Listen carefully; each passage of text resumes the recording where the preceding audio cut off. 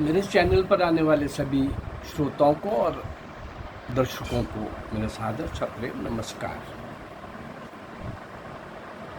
इस चैनल के माध्यम से 1757 से 1947 तक 190 वर्ष का स्वतंत्रता वीरों का, क्रांति वीरों का, भारत माँ के सपूतों का स्वतंत्रता प्राप्ति के लिए सब कुछ निछावर करने वाले महान भारत माँ के वो सपूत क्रांतिवीर इस 190 वर्ष के काल में जिन ऐसे लोगों ने देश के लिए सर्वस्व निछावर किया, लेकिन उन लोगों को इतिहास में ना पढ़ाकर, ना बताकर, इन काले अंग्रेज़ों ने जिनको आज़ादी मिली उनको बस लगता था कि आज़ादी उन दो लोगों ने लेके दी है और कांग्रेस ने लेके दी है। इससे बड़ा क्रूर मजाक कोई और हो नहीं सकता था। उन सब लोगों के बलिदान, कुर्बानियाँ भुला दी गई, नई पीढ़ी को उनको परिचय नहीं कराया गया। इस चैनल के माध्यम से मैं कोशिश कर रहा हूँ कि उन सबका व्यक्तित्व और कृतित्व जो है वो सामने लाया जाए। सचमुच में वो लोग श्रद्धा के केंद्र थे, शौर्य और वीरता के प्रतीक थे, अनगिनत यात्राएं सहने वाले, सब प्रकार के कष्ट सहने वाले, बाल, किशोर, किशोरियाँ, युवक, युवतियाँ, हर आयु वर्ग के लोग मैं इस सारे के अंदर ले रहा हूँ।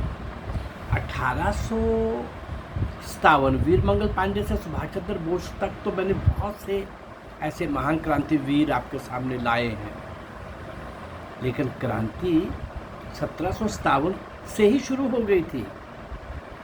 1757 से कुछ पहले ईस्ट इंडिया कंपनी की एंट्री से संघर्ष शुरू हो गया था। तभी से उन फिरंगियों के खिलाफ, विदेशियों के खिलाफ लड़ने वाले, जूझने वाले सशस्त्र क्रांति के समर्थक, पोषक कि ये लोग ऐसे नहीं जाएंगे। वो लोग तो छल कपट से, चालाकी से और अपने मॉडर्न वेपन के साथ आए थे, लेकिन हमारे यहाँ कई तरह की कमियां जो थी वो तो थी, लेकिन राजा रजवाड़ों का आपस की रंजिश, आपस की नफ़रत, आपस का द्वेष, वो सारा भी इतनी बड़ी मात्रा में था कि उनको अवसर मिल जाता था और एक राजा पर चढ़ाई करने के लिए साथ वाले राजा का अंग्रेज़ लोग सहायता ले लेते थे। चलिए, ये इतिहास में बीच बीच में रखता रहता हूँ आप लोगों के सामने। लेकिन आज पीछे चलते हैं 1857 से 1947 तक के बहुत से लोग, ऐसे 300 से ऊपर, 329 शायद आज ये हो जाएंगी, 329, लेकिन 1757 से 1857 के बीच में भी कुछ मैंने क्रांतिवीरों को आपको दिया है, और आज मैं उस अज्ञात क्रांतिवीर को आपके सामने ला रहा हूँ। इतिहासकारों ने और ख़ासकर कम्युनिस्ट इतिहासकारों ने और विदेशी इतिहासकारों ने, और हमारे यहाँ इतिहास लिखने की उस प्रकार की प्रथा नहीं थी, ऐसी कुल मिलाकर के मैं आज जिस महापुरुष को आपके सामने ला रहा हूँ, बहुत कम लोगों ने इसका नाम सुना होगा। थोड़े बहुत नाम सुना होगा तो बिहार, भागलपुर के आदिवासी क्षेत्र के अंदर कुछ लोगों ने नाम सुना होगा, लेकिन पूरा देश उनके बारे में कुछ नहीं जानता। तो आइए, आज हम जिसकी चर्चा करेंगे वो है तिलका मांझी। तिलका मांझी, ये वो कह सकते हैं हम, कुछ घटनाएं, कुछ अवसर इतिहास में ऐसे आते हैं कि कुछ कम भी हुआ हो तो उनको मौका मिल जाता है हाईलाइट होने का, और कई बार बहुत कुछ भी हुआ हो लेकिन इतिहास में उनको स्थान नहीं मिल पाता, कारण कई होते होंगे। स्वतंत्रता संग्राम के अग्रगण्य सेनानी, शहीद, बलिदानी तिलका मांझी, जन्म 11 फरवरी 1750 और पुण्यतिथि 1785। 35 साल के अल्पायु में एक नहीं कई तरह की लड़ाइयाँ फिरंगियों के खिलाफ लड़ते हुए आदिवासी वनवासी क्षेत्र का ये व्यक्ति कैसे अपने शौर्य और वीरता के झंडे गाड़ रहा है, आज हम इसका दर्शन करेंगे। अंग्रेजी हुकूमत के विरुद्ध जन क्रांति का नेतृत्व करते हुए उन्होंने भागलपुर के प्रथम क्रूर कलेक्टर अगस्टस क्लीवलैंड को अपने तीर का निशाना बनाकर स्वतंत्रता संग्राम का बीजोरोपण किया। असीम यातनाओं के बाद बड़े दर्दनाक तरीके से, भयानक तरीके से इस स्वतंत्रता सेनानी को, कमाल के वीर पुरुष को फांसी दी गई थी। स्वतंत्रता संग्राम का यूं तो 1857 से ही ज़्यादा लेते हैं हम लोग, लेकिन मैंने पहले भी कई बार कहा है 1857 से पहले भी और बहुत वर्ष पहले तो उसकी भूमिका, उसका परिवेश, वो टीस, वो दर्द, वो आक्रोश जो अंदर अंदर पनप रहा था, वो चिंगारी जो ज्वाला बन रही थी,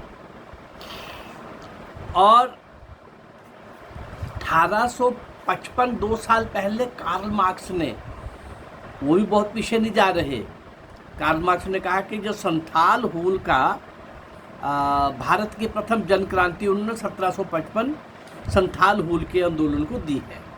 संथाल परगना अब झारखंड का हिस्सा है। लेकिन इस गोरी हुकूमत के विरुद्ध जो क्रांति संगठित रूप से मुखर हुई, उसकी पहली चिंगारी भागलपुर में ही प्रस्फुटित हुई और चिंगारी सुलगाने का काम किया तिलका मांझी नामक पहाड़िया नौजवान ने। सन 1781 ईस्वी में तिलका मांझी ने गोरी हुकूमत के खिलाफ बगावत का बिगुल फूंका। वे रॉबिन हुड की तरह काम करते थे, जिसने अंग्रेजों के राज को लूट कर गरीबों की मदद की। उसने गुरिल्ला युद्ध पद्धति अपनाई, जिसने 1783 में भागलपुर का पर धावा बोला और क्लीवलैंड के सीने में तीर भेद कर उसे मौत की नींद सुला दिया। स्थानीय जन तिलक मांझी के क्रांतिकारी व्यक्तित्व को मानते हैं। वहाँ ये भी स्वीकृत मानता है कि तिलक मांझी ने बड़े आंदोलन का शुभारंभ ही उस अंग्रेज कलेक्टर क्लीवलैंड की हत्या के साथ किया। ये मुझे इसलिए कहना पड़ा कि इतिहासकारों ने इस महापुरुष को मिथ भी कहने की कोशिश की, लेकिन तथ्य जो है वो कुछ और ही कह रहे हैं। तिलका मांझी आज भी कुछ विद्वानों के लिए किद्वंती बने हुए हैं, जबकि उनके नाम पर 2 सदी से चौक, हाट, मोहल्ला और कालांतर में विश्वविद्यालय का विधिवत नामकरण हो चुका है। भागलपुर में विद्यमान इन स्थानीय संस्थाओं के सहारे इस वीर सेनानी को वैचारिक द्वंद्व से निकालकर शहीदों की श्रेणी में ससम्मान खड़ा करना क्या इतिहासकारों का दायित्व नहीं है? लेकिन कौन करेगा, इतिहास पर तो कब्जा कुछ और लोगों का था है। पहाड़िया आदिवासियों के पास कोई लिखित इतिहास नहीं है। विपरीत इसके उनका इतिहास किंवदंतियों और लोकगीतों, लोक कथाओं में मिलता है। ये परंपरा पीढ़ी दर पीढ़ी कायम है। पहाड़िया समुदाय तिलका मांझी को अपना शहीद नेता मानता है, ठीक उसी प्रकार से जैसे सिद्धो और कांडो को, इसके मैंने पहले भी दिए हैं, अब इसमें आएंगे तो शायद मैं इसमें भी दूंगा। संथाल परगना के उन 2 क्रांतिवीरों को शहीद मानता है, क्रांतिकारी मानता है, ऐसे ही तिलका मांझी को भी पहाड़िया समुदाय उसी प्रकार से मानते हैं। 1772 में राजमहल पहाड़ी की जनजातियों का सशस्त्र विद्रोह हुआ। फिर 1778 और 1783 में वह विद्रोह एक बड़ी चीख बनकर पेश आया। संभवतः इसी जनक्रोश का नेतृत्व करते हुए तिलका मांझी ने अपने विष से लेस तीर से क्लीवलैंड को मौत की नींद सुला दिया था। 1782-83 में राजमहल पहाड़ी के पहाड़िया आदिवासियों ने अंग्रेजों के खिलाफ तीसरा बड़ा आंदोलन शुरू किया, जिससे क्लीवलैंड परेशान हो उठा था। दरअसल वॉरेन हेस्टिंग्स की आज्ञा से, परमिशन से, स्वीकृति से मिलने के बाद, उनसे मिलने के स्वीकृति मिलने के बाद क्लीवलैंड ने 1783 में रानी सर्वेश्वरी को नज़रबंद कर दिया। पहाड़ी आंदोलन को कुचलने का प्रयास किया कि वो एक प्रसिद्ध रानी है, उसको हम अरेस्ट कर लेते हैं। 1783 में ये सब हुआ। पहाड़िया सरदार रानी सर्वेश्वरी देवी का बहुत सम्मान करते थे पहाड़िया समुदाय, और उनके नेतृत्व में आज़ादी की लड़ाई लड़ रहे थे। रानी को नज़रबंद किया जाना उनके लिए असहनीय था और विद्रोह की अग्नि भड़क उठी। प्राप्त अभिलेखों से ये स्पष्ट होता है कि पहाड़ी आंदोलन के दमन शमन के लिए क्लीवलैंड को वहाँ पर लाया गया था। अपनी प्रशासकीय क्षमता को बरकरार रखने के लिए उसने रानी सर्वेश्वरी को बंदी बनाया। इससे पहाड़िया समुदाय का आक्रोश अधिक भड़क उठा। रानी को नज़रबंद किए जाने के 6 महीने के बाद अंदर क्लीवलैंड की मृत्यु हो गई, जिसका कारण ऐसा इतिहास के अंदर बहुत ज़्यादा इस तिलका मांझी के मामले में बहुत ज़्यादा कुछ मिश्रित, कई तरह का कन्फ्यूजन क्रिएट किया गया है।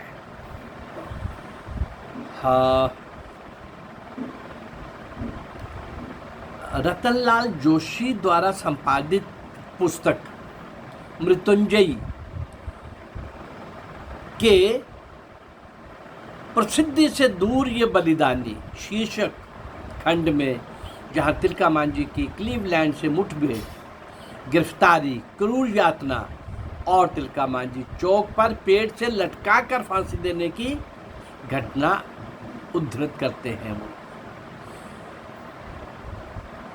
18वीं सदी के अंत 1785 में इतिहास की जो यात्रा तिलका मांझी मोहल्ले से शुरू हुई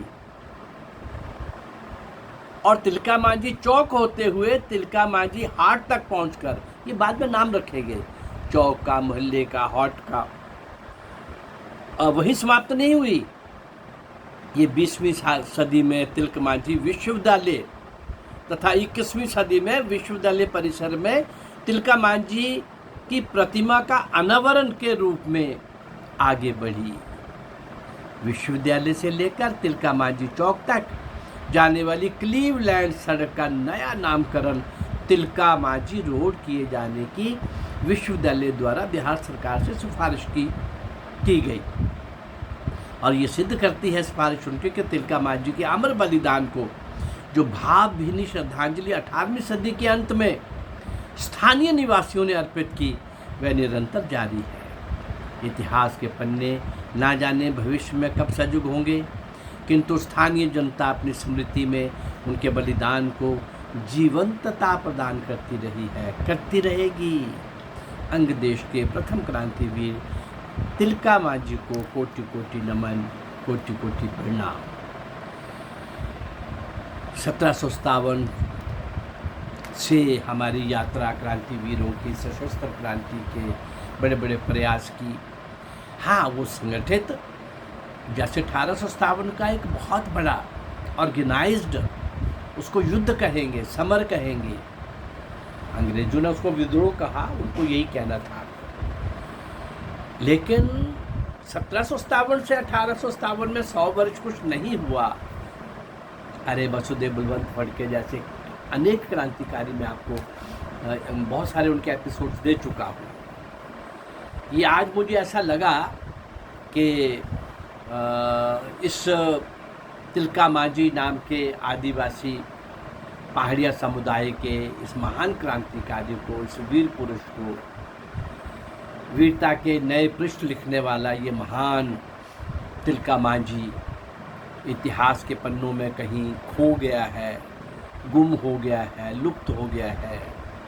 मैंने कोशिश की है आज इस महान पुरुष को आपके सामने लाने की। मेरे पास जो 20 मिनट से कम का समय रहता है, मेरी कोशिश रहती है कि मैं मुख्य बातें उस व्यक्तित्व के प्रति, उस महान क्रांतिकारी के प्रति, हाँ, आपके सामने मैं ला वही रहा हूँ जिन्होंने सशस्त्र चुनौती दी अंग्रेज सरकार को, इतनी बड़ी सरकार को, और ऐसे शूरवीर, ऐसे रणबांकुरे, ऐसे हर तरह का कष्ट यातनाएं सहने वाले, फांसी के तख्ते पर झूल जाने वाले, और काला पानी जैसी भयानक नारकीय दंड भुगतने वाले, जेलों के अंदर असीमित समय तक लंबी यातनाएं सहने वाले, बहुत कष्टकारक पीड़ादायक यातनाएं सहने वाले, ऐसे उन सब लोगों को इतिहास में कहीं नहीं लाया गया और बताया गया कि आज़ादी नेहरू और गांधी ने लेके दी है।